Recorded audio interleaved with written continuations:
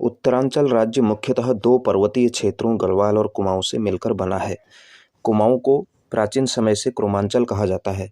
यहाँ के प्रसिद्ध स्वतंत्रता सेनानी श्री बद्रीदत्त पांडे का जन्म 15 फरवरी 1882 को हरिद्वार के प्रसिद्ध वैद्य श्री विनायक दत्त पांडे के घर में हुआ था। अल्पावस्था में माता पिता के देहांत के बाद इनका लालन पालन बड़े भाई ने किया।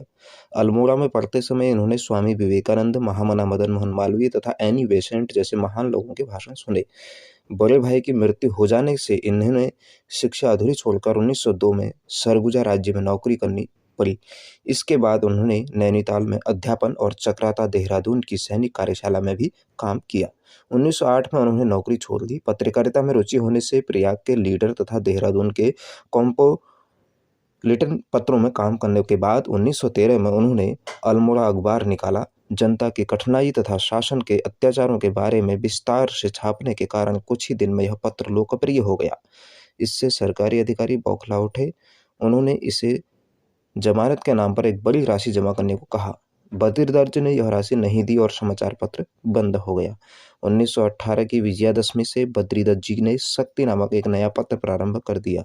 कुमाऊं के स्वाधीनता और समाज सुधार आंदोलनों में इस पत्र का तथा बद्रीदत्त पांडे जी का बहुत बड़ा योगदान है। 1916 में उन्होंने कुमाऊं परिषद नामक संस्था बनाई, जिसे गांधी जी का आशीर्वाद भी प्राप्त हुआ।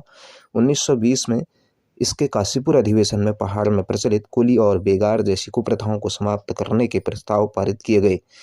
कुली बेगार प्रथा के विरोध में 1921 की मकर संक्रांति पर 40,000 लोग बागेश्वर में एकत्र हुए। बद्रीदत्त जी हरगोविंद पंत, मोहन जोशी आदि काफी दिनों से प्रवास कर इनकी तैयारी कर रहे थे। सभा के बीच अंग्रेज डिप्टी कमिश्नर डाइविल ने सैकड़ों सिपाहियों के साथ वहां आकर सबको तुरंत चले जाने को कहा, पर बद्रीदत्त ने यह आदेश ठुकरा दिया। उनकी प्रेरणा से सब लोगों ने सरयू का जल हाथ में लेकर बागनाथ भगवान के सम्मुख इस कुप्रथा को न मानने की शपथ ली और बहिया फाड़ कर नदी में फेंक दी। इस अहिंसक क्रांति ने बद्रीदत्त जी को जनता की आंखों का तारा बना दिया।